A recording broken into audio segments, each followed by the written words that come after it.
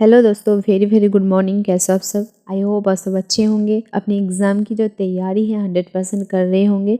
तो दोस्तों कैसे हो ज़रूर कमेंट में बताना। अगले दिन स्टडी में कितने घंटे दी थी वो है ज़रूर कमेंट में बताना, और आप कौन से स्टूडेंट हो वो भी जो है कमेंट में बताना। तो दोस्तों जैसे कि सबको पता है 22 अक्टूबर है आज 2024। तो चलिए देख लेते हैं द हिंदू को कंप्लीट जो है एनालिसिस करेंगे एग्ज़ाम के अकॉर्डिंग, यानी कौन कौन सी स्टडी के टॉपिक है वो पूरी तरीके से एनालिसिस हम करेंगे।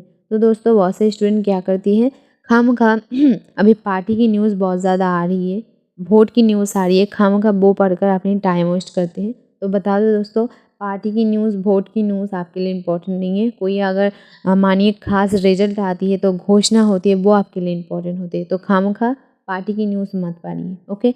और दोस्तों द हिंदू आपके लिए इसलिए कहती हूँ कि बेस्ट होती है क्योंकि द हिंदू 100 में से 100% स्टूडेंट को फॉलो करती है, या फिर स्टूडेंट की तरफ नज़र रखते हुए ये एनालिसिस या फिर शायद इस पेपर को बनाई गई है। जितना मैं पढ़ के बताती हूँ दोस्तों, ऐसे कोई मतलब द हिंदू की तरह ऐसे कोई पेपर जो है 100 में से 100% स्टूडेंट को नहीं देती है। चाहे आप कोई भी पेपर जाकर देख लीजिए, द हिंदू में एडिटोरियल आपको दी जाती है जो कि आपके एग्ज़ाम के लिए 100% इम्पॉर्टेंट होती है। हर कोई मतलब 100% स्टडी जो है द हिंदू में ही आपको मिल जाती है। तो द हिंदू या फिर कोई भी दूसरा पेपर आप खुद जो है पढ़कर देख लीजिएगा, आपको पता चल जाएगा कि द हिंदू को एग्ज़ाम वाले खास करके इतना ज़्यादा फॉलो क्यों करती है। क्योंकि द हिंदू में खास करके स्टूडेंट को ही फॉलो करके जो ये पेपर लाया जाती है, जिसमें जो है आपकी एग्ज़ाम की 100% दी जाती है, ओके। तो चलिए देख लेते हैं आज की द हिंदू में एग्ज़ाम की आर्टिकल कितनी आई है, एडिटोरियल भी डिस्कशन करते हैं। एनालिसिस करते वक्त जो क्वेश्चन मैं आपको दूंगी वो नोट कर लेनी है, और जैसे ही एनालिसिस ख़त्म हो जाती है उसके आंसर आपको खुद देना है, ओके। तो चलिए, हेलो दोस्तों, वेरी वेरी इंपॉर्टेंट टॉपिक है क्योंकि इस बीमारी की रिपोर्ट हमारे भारत में जितने दिन जा रही है उतनी खतरनाक आ रही है। तो वेरी वेरी इंपॉर्टेंट टॉपिक है। पहले क्वेश्चन नोट कर लीजिए कि ब्रेन स्ट्रोक क्या है, कैसे बचे, और इसकी रिपोर्ट हमारे भारत में कैसे है, ओके। ये सबसे पहले जो है पूरी की पूरी जो क्वेश्चन मैंने आपको दी है नोट करके अलग नोटबुक में रख लेनी है। उसके बाद चलिए हम जान लेते हैं। पहले हम जो है इसकी रिपोर्ट भारत में क्या है वो जानेंगे, उसके बाद जानेंगे ये क्या है, कैसे बचे, क्यों होता है, पूरी तरीके से जान लेंगे, ओके। तो देखिए यहाँ पर क्या बताया जा रही है। भारत में दोस्तों ये जो ब्रेन स्ट्रोक की बीमारी है, इसकी वजह से आप देख सकते हैं 185,000 से हम कह सकते हैं 185,000 लोगों की मौत हो जाती है। हर साल की बात कर रही हूँ, ओके। तो नोट कर लीजिएगा ज़रूर। उसके बाद देखिए क्या कह रही है।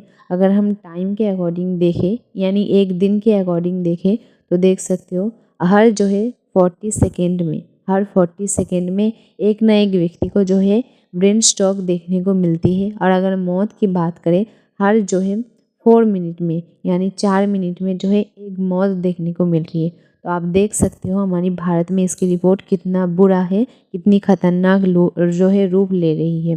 क्योंकि दोस्तों अगर 40 सेकेंड में कोई बीमारी हमारे भारत में हो रही है, देखने को मिल रही है, जो कि 1 मिनट से भी कम है, तो कितना खतरनाक है आप खुद जो है देख सकते हो।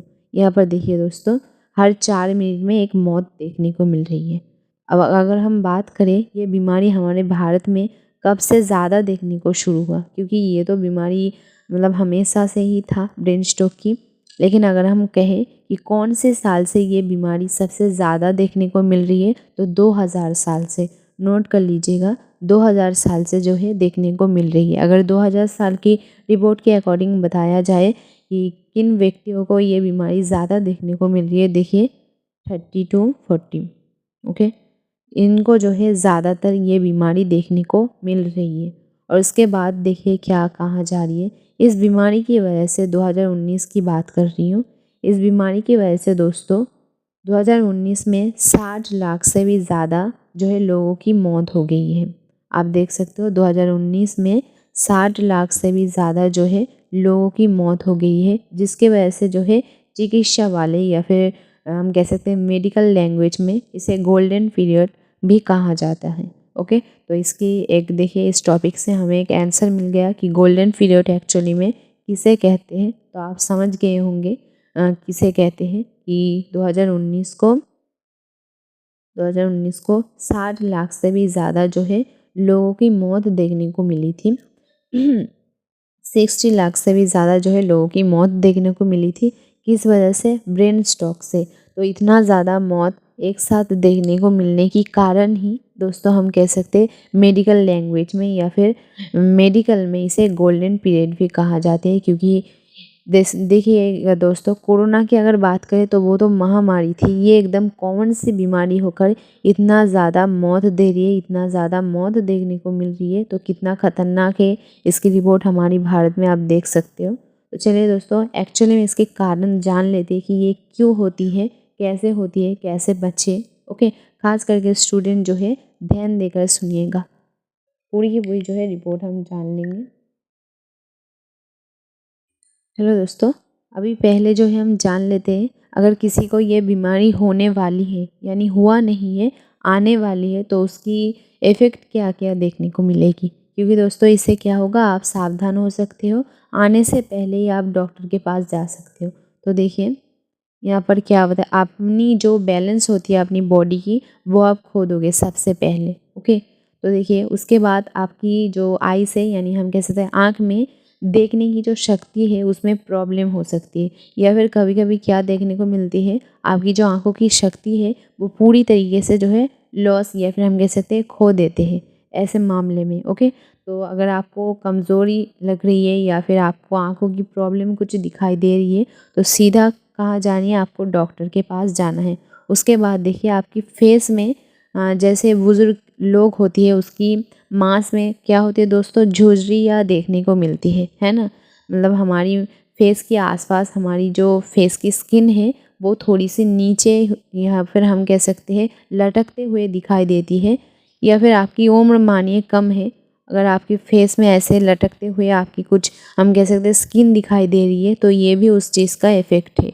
ओके, और उसकी बात करें दोस्तों, हम एक हाथ क्या होती है, हाथ की बात यहाँ पर खास करके कहाँ जा रही है, लेकिन आपकी बॉडी की कोई भी पार्ट्स हम कह सकते हैं कोई भी हिस्सा अचानक काम करना बंद हो जाती है, या फिर ऐसा लगेगा किसी ने जो है शून्य कर दिया। ओके, जैसे कि एकदम काम करना बंद हो जाती है। कभी एक्चुअली में इसे पैरालिसिस की जो इफ़ेक्ट भी कह सकते हैं, तो वैसे भी देखने को मिलते हैं, वह दिखाई देती है। उसके बाद जब आप बात करेंगे, बात करते करते अचानक क्या होती है, आप चुप हो जाती है, या फिर बात जो है किसी को समझा नहीं पा रही हो, एकदम जो है आपकी बात आपकी मुंह में ही मानिए रह जा रही है, ऐसे मतलब ठीक तरीके से साफ तरीके से बात भी नहीं कर पा रही हो। जैसे कि हम सभी को देखने को मिलती है, अगर कोई व्यक्ति बीमार होती है तो क्या होती है, वो ठीक तरीके से बात कह नहीं पाती है, या फिर वो कहती तो है लेकिन हमें समझ में नहीं आती है। क्यों समझ में नहीं आती है, वो साफ तरीके से नहीं कहती है ना। तो ऐसे अगर कुछ इफ़ेक्ट आपको देखने को मिलती है किसी में, तो मानिए या फिर हम कह सकते हैं उसकी ब्रेन स्ट्रोक की बीमारी है शायद आने वाली है, तो सावधान हो जानी है, सीधा जो है डॉक्टर के पास चली जाना है, क्योंकि ये बीमारी अगर आ जाती है तो बहुत ख़तरनाक रूप ले सकती है। अगर आने वाली है तो मतलब पहले ही अगर आप सावधान हो जाओ तो थोड़ी सी क्या होती है दोस्तों, रिस्क कम हो जाती है। अगर हम बात करें दोस्तों, ये ब्रेन स्ट्रोक होने का कारण क्या है। ओके, तो एकदम कारण सिंपल है, आप समझ सकते हो। खास करके जिसके लिए मैं कहती हूँ कि स्टूडेंट खास करके दोस्तों सुन लीजिए। इसके वजह से देखिए किसकी वजह से होती है, टेंशन की वजह से होती है। एक्चुअली में एकदम हम कह सकते हैं आसान भाषा में मैं आपको समझाऊँ तो एकदम जो है टेंशन की वजह से, या फिर बहुत सारे लोग क्या होती है अपनी तबीयत का ध्यान नहीं रखते हैं, उसकी लाइफ में कोई रूल्स नहीं होती है ना। तो एकदम साधारण सी लैंग्वेज में आप समझ लीजिए, स्टूडेंट की लाइफ की अगर बात करें दोस्तों, जैसे कि सबको पता है बहुत सारे स्टूडेंट इतना ज़्यादा स्टडी करते हैं, अपनी जो है कुछ ध्यान नहीं रखती है, एक जगह में बैठकर ही दोस्तों बहुत लॉन्ग टाइम तक मानिए पढ़ते रहती है, या फिर एकदम चुपचाप रहती है। तो ऐसे में जो है ये खतरा रहती है, जिसकी लाइफ में एक्चुअली में हम कह सकते हैं कोई भी रूल्स नहीं होती है। खास करके ऑयली चीज़ की अगर बात करें, ऑयली चीज़ की भी थोड़ी इफेक्ट इसमें मतलब देखने को मिलती है, लेकिन खास करके दोस्तों हम कह सकते हैं जिसकी लाइफ एकदम रूल्स में नहीं है। ओके, बिल्कुल रूल्स में नहीं है, यानी हम कह सकते हैं ना ही वो ठीक टाइम पर खाता है, ना ही ठीक तरीके से सोता है, उल्टा जो है हर वक्त टेंशन लेती है। तो ऐसे में जो है ये बीमारी आने की सबसे ज़्यादा चांसेस होती है। क्योंकि दोस्तों जैसे कि हम सभी जानते हैं, जब हमारी बॉडी टेंशन लेती है तो हमारी क्या होती है, बॉडी की जो खून होती है धीरे धीरे गाढ़ा हो जाती है, ये तो सभी जानते हैं। तो जैसे जैसे क्या होती है दोस्तों, आपकी वक्त जाती है, आप टेंशन लेते हो, आपकी बॉडी की जो खून होती है गाढ़ा हो जाती है। अगर हम सब बताएं कि ये जो गाढ़ा खून सबसे पहले कहाँ देखने को मिलती है दोस्तों, तो देखिए जब हम टेंशन लेते हैं, जैसे कि सबको पता है अगर हम कुछ टेंशन लेते हैं तो सब क्या कहते हैं कि दिमाग में प्रेशर मत दो। तो इसका मतलब क्या हुआ, देखिए जैसे हम कुछ टेंशन लेते हैं तो सबसे पहले उसका असर हमारी दिमाग में देखने को मिलती है। तो ऐसे में अगर आप मानिए बहुत लॉन्ग टाइम से टेंशन लेते हो या फिर बहुत ज़्यादा टेंशन लेते हो तो सबसे पहले हमारी बॉडी में तो इफ़ेक्ट देखने को मिलते ही है, मैंने आपको कहा। लेकिन ये जैसे कि बताया, आपकी हाथ एकदम काम करना बंद कर दिए थे, जिसे हम शून्य कहते हैं। तो ये एक्चुअली में क्यों होती है, तो हमारी बॉडी की जो नस होती है, हम कह सकते हैं नशल होती है, उसमें खून जम जाती है, जिसकी वजह से जो है हमारी बॉडी की एक पार्ट्स मानिए काम करना बंद कर देती है। क्योंकि दोस्तों हमारी जो मांसपेशी या फिर हम कैसे दिमाग के अकॉर्डिंग समझाओ तो इसमें बहुत सारी हम कह सकते हैं नस होती है। अगर यही जो खून है वो बंद हो जाएगा तो क्या होगा, हमारी दिमाग में ठीक तरीके से ऑक्सीजन नहीं पहुंचेगा, मतलब जो एक्चुअली में काम होती है वो पूरी तरीके से बंद हो जाती है। तो इसके वजह से जो है एक्चुअली में ब्रेन स्ट्रोक आती है और जो है व्यक्ति की मौत हो जाती है। डॉक्टर देखिए दोस्तों इसकी इलाज किस तरीके से करती है, एक हम कह सकते हैं ऐसे मेडिसिन देती है, क्या करती है, जो हमारी खून को फिर से पतला कर देती है। तो एकदम सिंपल से इलाज है इसकी। तो सबसे पहले बता दूं दोस्तों, ब्रेन स्ट्रोक एक्चुअली में क्या होती है। तो जैसे कि बताया, अगर कोई व्यक्ति टेंशन लेती है जिसके लाइफ में कोई रूल्स नहीं होती है, ऊपर से ठीक तरीके से सोते भी नहीं है, क्योंकि दोस्तों हमारी नींद लेने से हमारी दिमाग बहुत ज़्यादा ठंडा रहती है, या फिर हम कह सकते हैं दिमाग की एक्चुअली में जो काम होती है वो 100 में से 100 वो कर पाती है।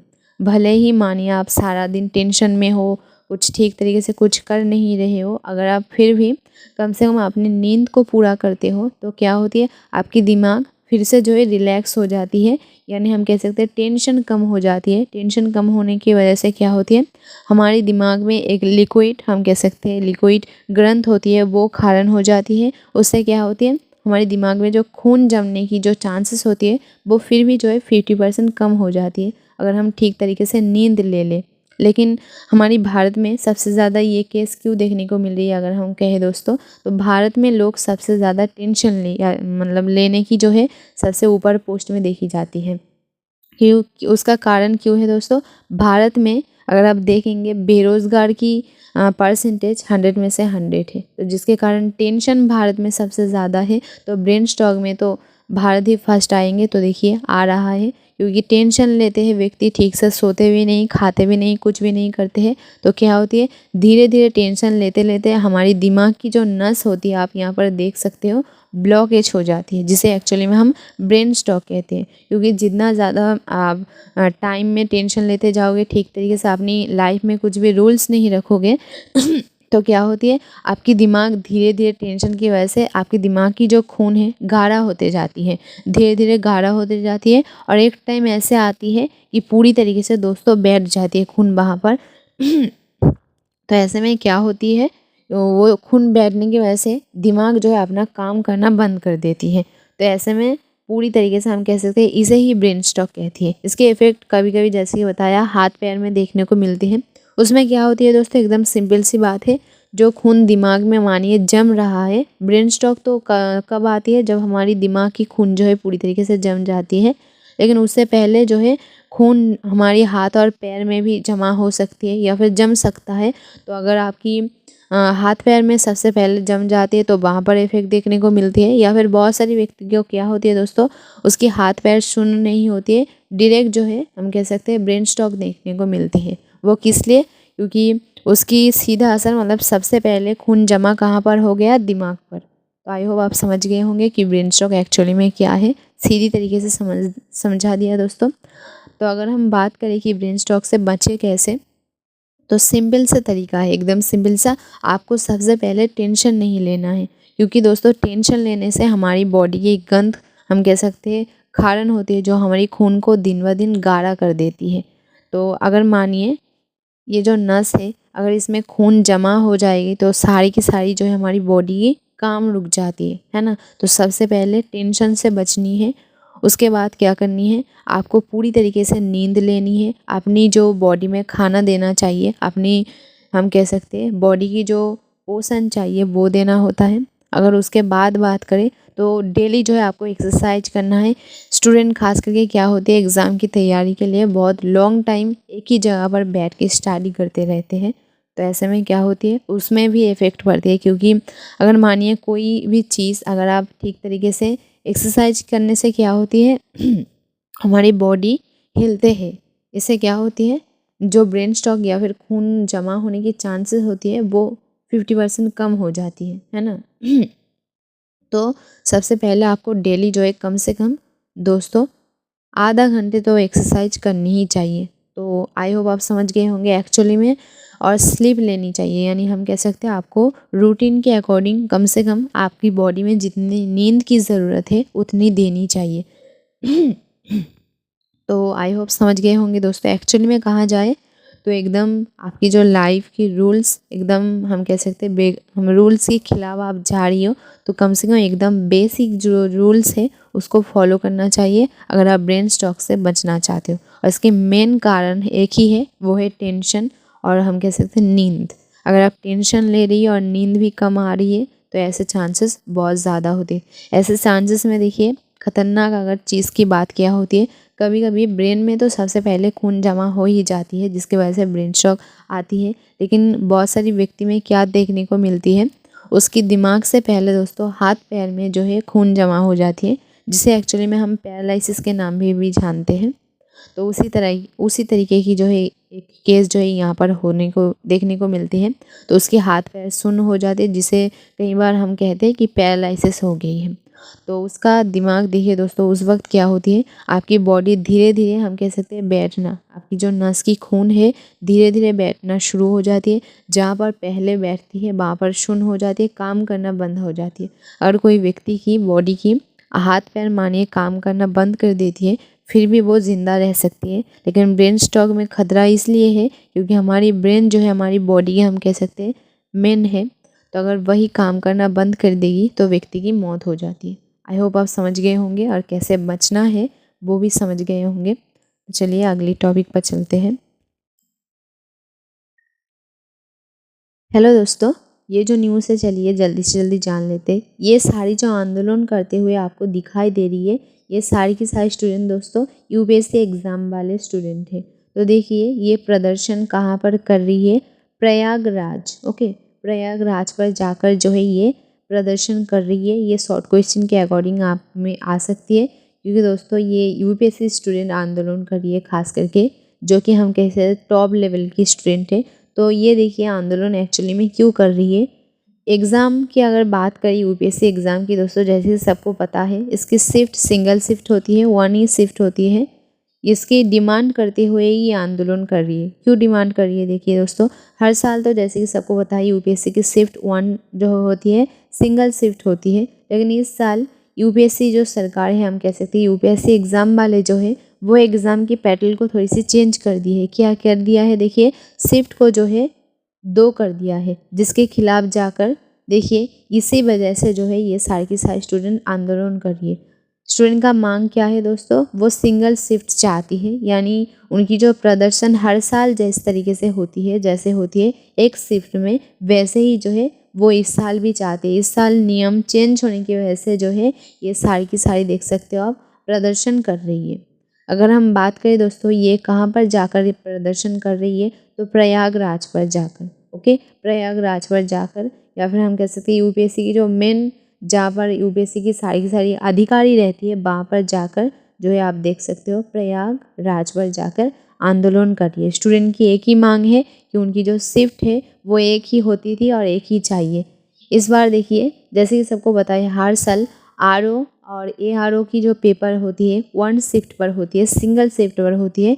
इस साल जो यूपीएससी अधिकारी है उन्होंने घोषणा कर दी है कि आरओ और एआरओ पेपर जो है अलग अलग शिफ्ट पर होगी। तो इसके वजह से स्टूडेंट आंदोलन कर रही है। स्टूडेंट की क्या कहना है, देखिए जैसे कि दोस्तों सबको पता है अगर आप किसी एग्ज़ाम के लिए 3-4 साल से दोस्तों तैयारी कर रही हो, मानिए आपकी एग्ज़ाम कल है, तो क्या होगा आप जितनी भी टेंशन पर हो, जैसे कि सबको पता है यूपीएससी एग्ज़ाम एक ही शिफ्ट में करवाया जाती है, तो उससे क्या होती है दोस्तों, आपकी दिमाग भी शांत रहता है, आपकी जो स्टडी है, आपकी टेंशन कम हो जाती है। तो इसी वजह से देखिए क्या कह रही है, इससे मानसिक प्रॉब्लम जो है कम हो जाती है। क्योंकि मानिए कल एग्ज़ाम है, एग्ज़ाम दे दिया, बस जो है क्या हो गया, आपकी दिमाग रिलैक्स हो गया। अगर आपको कहे कि आधा एग्ज़ाम कल देना है मानिए, और आधा एग्ज़ाम उसके बाद देना है या फिर 2 हफ्ते बाद देना है, ऐसे कहने से क्या होती है, आपकी दिमाग टेंशन में ही रह जाती है, उल्टा पढ़ाई पर आप फोकस नहीं कर पाते हो।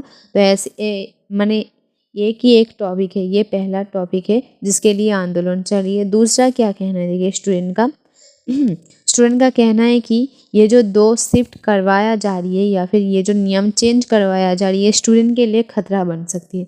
किस तरीके से देखिए खतरा बन सकती है, कोई एग्ज़ाम की पेपर है या फिर हम कहते हैं क्वेश्चन पेपर अगर बहुत पहले आकर रहती है, मानिए एग्ज़ाम नहीं होती है, तो क्या होती है, उससे क्वेश्चन लीक होने की चांसेस बहुत ज़्यादा हो जाती है। तो ऐसे रिस्क के कारण ही देखिए,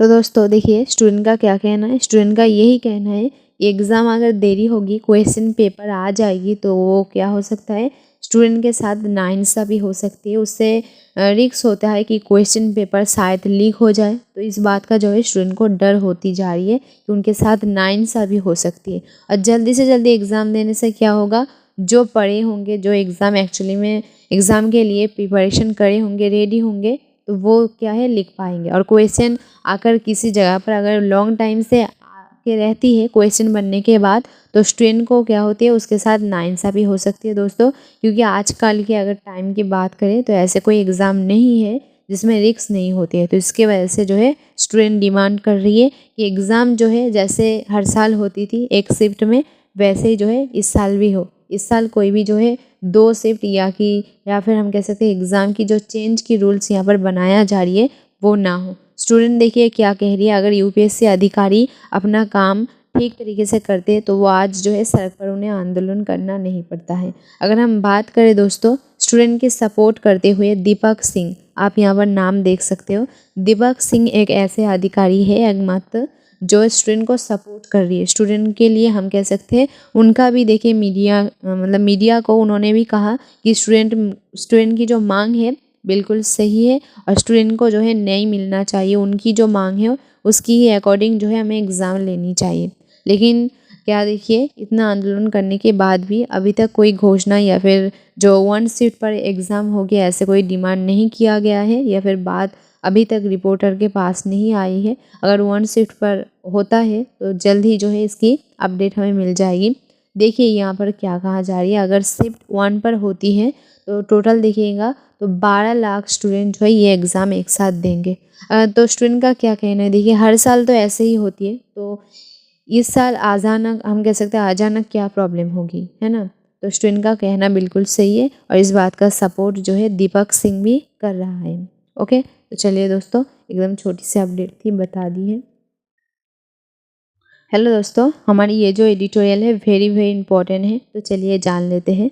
तो पहले क्वेश्चन नोट कर लेनी है। यहाँ पर देखिए दोस्तों, हमारी भारत की प्रकृति को ठीक करने की देख सकते हो, भारत में प्रकृति की पुनर्स्थापन कानून की मांग। आप हेडलाइन देख सकते हो क्या बताया जा रही है। तो दोस्तों इस एडिटोरियल को देखेंगे तो ऐसा लगेगा मानिए खास करके स्टूडेंट के लिए ही लाया गया है। तो चलिए हम पूरी तरीके से जान लेते हैं। पहले क्वेश्चन नोट कर लेनी है। जैसे ही बताया, भारत सरकार को ऐसा कौन सा कानून लानी चाहिए जिसके हमारी भारत की जो प्रकृति है वो भी ठीक हो जाए और जो अर्थनैतिक हम कह सकते हैं जो मनी की प्रॉब्लम है वो भी सॉल्व हो जाए। तो ऐसे कौन सी जो है कानून लानी चाहिए, आपको मुझे ज़रूर जो है कमेंट में बताना और ये क्वेश्चन आपको लिख लेना है, क्योंकि इस एनालिसिस में इसकी पूरी की पूरी जो है डिटेल्स हम कह सकते हैं क्या मांग की गई है वो भी मैं आपको बता दूंगी। ओके, दूसरा जो है क्वेश्चन वेरी वेरी इंपॉर्टेंट है दोस्तों, यूरोप का एनआरआई नीति या फिर एनआरआई कानून क्या है। ओके, यूरोप का एनआरआई नीति या फिर एनआरआई कानून क्या है। पहले हम जान लेंगे कि एनआरआई नीति और कानून क्या है। क्यों, देखिए दोस्तों हमारी एडिटोरियल में खास करके उसके ही बारे में कहा जा रही है कि वो जो आइन है, नीति है, भारत को भी अपनाना चाहिए। तो हम देख लेंगे यूरोप ने ऐसा क्या काम किया है जिसके वजह से उस काम को भारत भी अपनाने की देखिए एडिटोरियल में सलाह दी जा रही है। तो चलिए देख लेते हैं।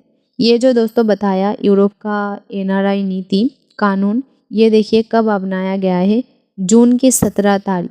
ओके, जून की 17 तारीख 2024 को जो है यूरोप ने अपनाया। क्यों अपनाया दोस्तों? देखिए, यूरोप की भी हालत दोस्तों बिल्कुल इंडिया की तरह ही है। यूरोप की देखिए 80% से भी ज़्यादा आबादी जो है खतरे में है।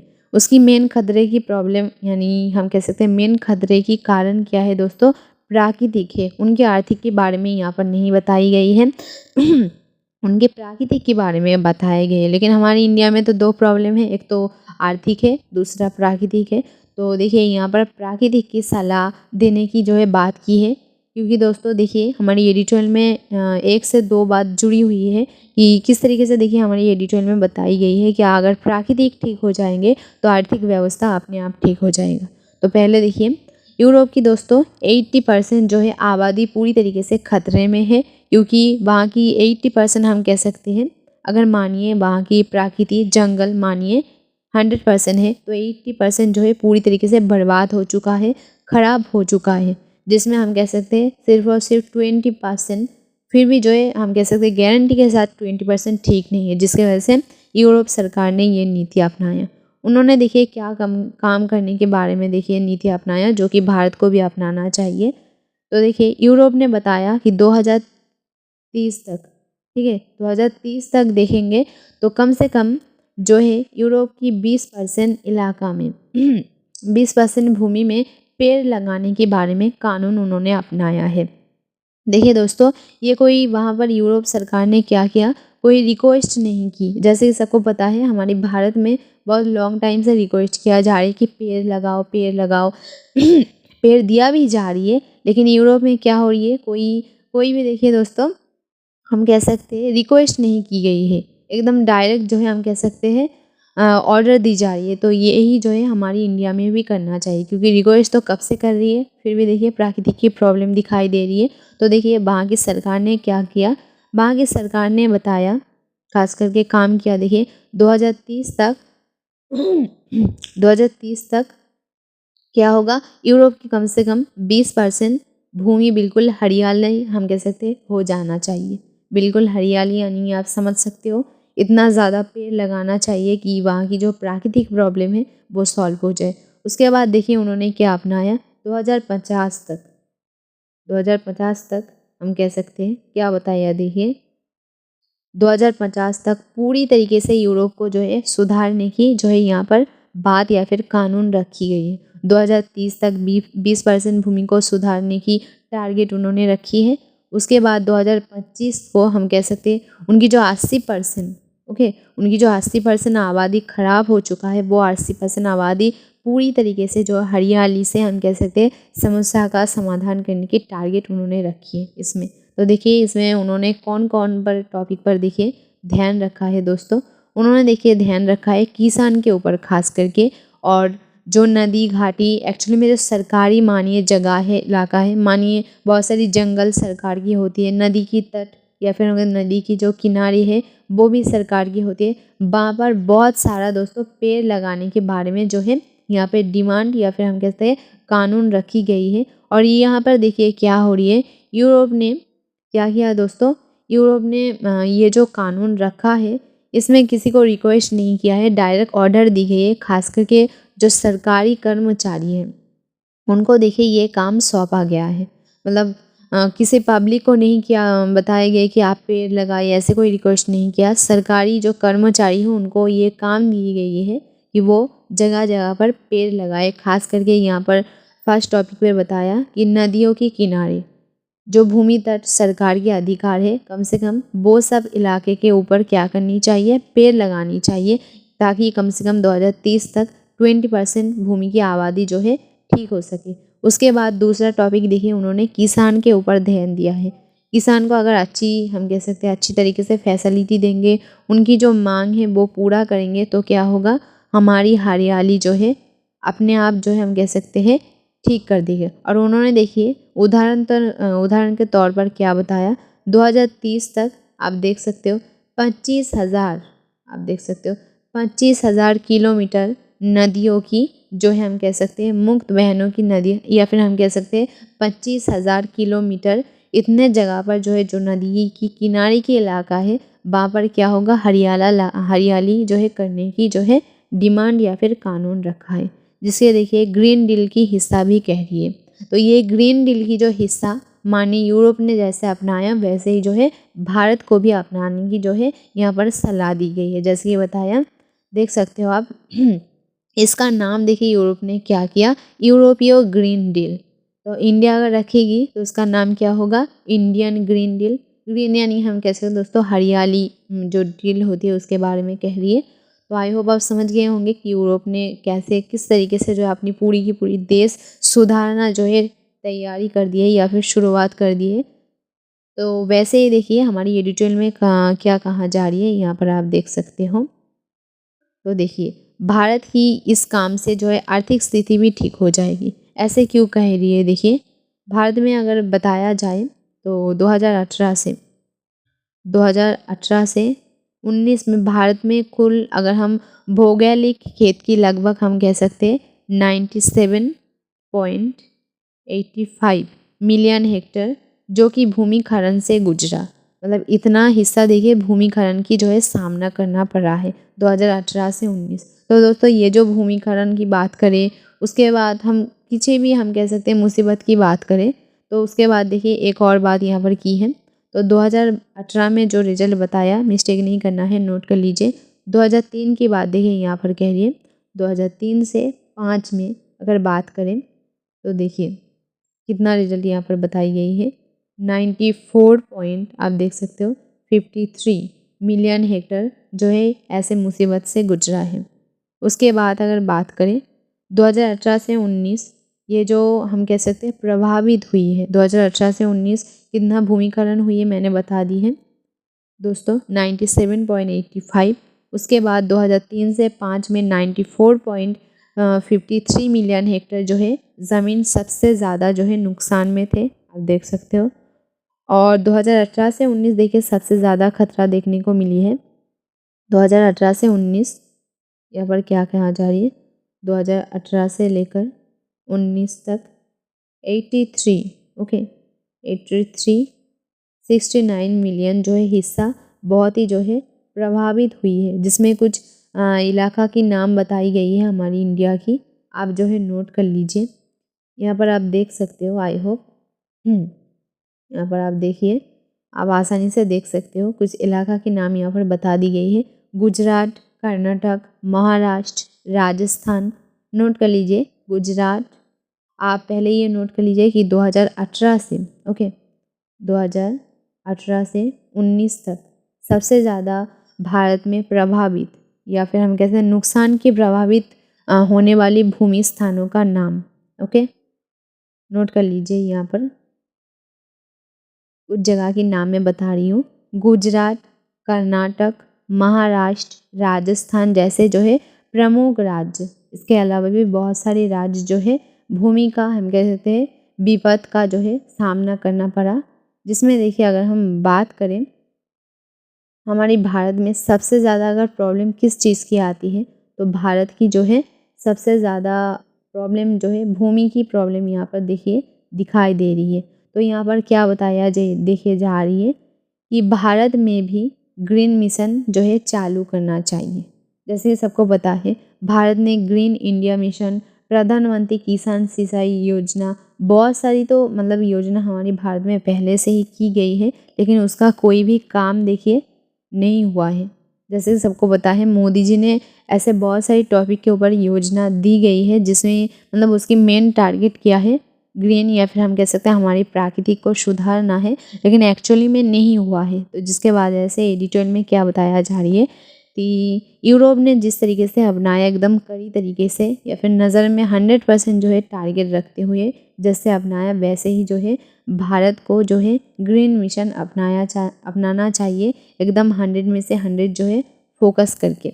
उसमें भी क्या देखिए टारगेट रखना चाहिए। उसमें देखिए यहाँ पर कुछ टारगेट के बारे में हमें जो है एडिटोरियल में बता दिए हैं। जैसे टारगेट यानी दोस्तों आप समझ सकते हो जैसे कि यूरोप ने टारगेट रखा था, वैसे ही देखिए कि 2030 तक हमारे भारत में भी 20% भूमि सुधार होनी चाहिए या फिर 20% भूमि बिल्कुल ठीक हो जानी चाहिए 2050 तक। 2050 यानी बहुत लॉन्ग टाइम हो जाती है, तो इतनी डिमांड तो रखनी चाहिए कि 2050 तक पूरी तरीके से क्या होगा, हमारी भारत को सुधारने की, खास करके हरियाली की जो है नज़र में रखते हुए सुधारने की जो साधारण डिमांड है वो, मतलब जिस तरीके से एक्चुअली में बताया जा रही है कि यूरोप ने अपनाया था, तो वैसे अगर हमारी भारत अपनाए तो क्या होगा, हमारी भारत में बहुत सारी जो है प्रॉब्लम की सॉल्व हो जाएगी, या फिर 100 में से 100 जो है प्रॉब्लम सॉल्व हो जाएगी। तो इसके लिए देखिए कुछ टारगेट के बारे में कहा गया है। तो दोस्तों जब हम यूरोप के बारे में पढ़ा तो उसमें देखिए सिर्फ एक ही बारे में कहा गया कि नदी के किनारे पेड़ लगाने के बारे में कहा गया है, लेकिन भारत को जो है उस आइन से थोड़ी सी देखिए ज़्यादा करने की ज़रूरत है, क्योंकि हमारी भारत जो है यूरोप की तरह एकदम सेम टू सेम तो नहीं है ना, थोड़ी सी परिस्थितियाँ अलग हैं। तो इसीलिए देखिए एक तो पहले यूरोप का एक आइन अपनाने के लिए बारे में कहा कि नदी के किनारे जिस तरीके से यूरोप ने अपनाया पेड़ लगाने के बारे में, वैसे तो भारत को अपनाना चाहिए। वैसे ही जो है हम कह सकते हैं जिस तरीके से यूरोप ने जैसे कि बताया 25,000 किलोमीटर तक पेड़ लगाने की जो योजना उन्होंने की है, वैसे ही देखिए बताया जा रही है कि 2030 तक अगर हमारी भारत में भी ऐसे ही योजना बनाया जाए तो देखिए $10 ट्रिलियन तक आर्थिक लाभ हो सकता है। तो देखिए एकदम आर्थिक की भी बात क्यों करिए, क्योंकि हमारी भारत में आर्थिक की भी प्रॉब्लम है। तो इसीलिए देखिए बताया जा रहा है अगर यूरोप की तरह 2030 तक हमारी भारत की भी प्रकृति पूरी तरीके से सुधार जाती है, तो हमारी भारत को सिर्फ सुधार के साथ साथ देखिए पैसे की भी हम कह सकते हैं दोस्तों लाभ मिलेगी, जिसमें देखिए $10 ट्रिलियन के बारे में कहा गया है। नोट कर लीजिएगा कि 2030 तक अगर हमारी भारत सरकार 20% भूमि सुधार लेती है तो कितना परसेंट जो है लाभ हो सकती है। उसके बाद देखिए अगर हम बात करें कि पूरी तरीके से अगर सुधार लेगी तो कितना जो है लाभ हो सकती है, उसके बारे में देखिए नहीं बताया गया है। तो देखिए इन्होंने एडिटोरियल में क्या बताया, हिसाब लगाना चाहिए सरकार को, मतलब सरकार के ऊपर खास करके कहा जा रही है कि सरकार को जो है इस बात का हिसाब लगाना चाहिए। अगर वो 2030 तक हमारी भारत की 20% भूमि भी सुधार देती है तो 10 ट्रिलियन हम कह सकते हैं, अगर 20% में उन्हें 10 ट्रिलियन लाभ होती है तो आप खुद हिसाब कीजिए कि 100 ट्रिलियन यानी हम कह सकते हैं 100 में से 100% हिस्सा अगर सुधार जाती है तो कितना परसेंट देखिए यार दोस्तों लाभ होगा। इस बात का जो है सरकार को कहा जा रही है कि सरकार अगर प्राकृतिक को ठीक करेंगे तो समाज भी ठीक हो जाएगा, भारत पूरी तरीके से सुधार सकता है। अगर हम बात करें तो भारत की परिस्थिति या फिर जो भूमि सुधार एक्चुअली में कैसे कर सकता है, तो वैसे ये बताया जैसे कि यूरोप में हुआ है। पहले तो उनको क्या करनी चाहिए, कम से कम जो सरकारी जगह है, ओके, यहाँ पर देखिए यहाँ पर कुछ टॉपिक हमें बताई गई है पहले दूसरा करके। तो पहले देखिए भारत को सरकार को जैसे कि बताया जो नदी की तट है, जो नदी की किनारे है, या फिर हम कह सकते हैं आर्द्र भूमि है, किसान के ऊपर ध्यान देने के लिए कहा, या फिर हम कह सकते हैं शहर के ऊपर ध्यान देने के लिए कहा।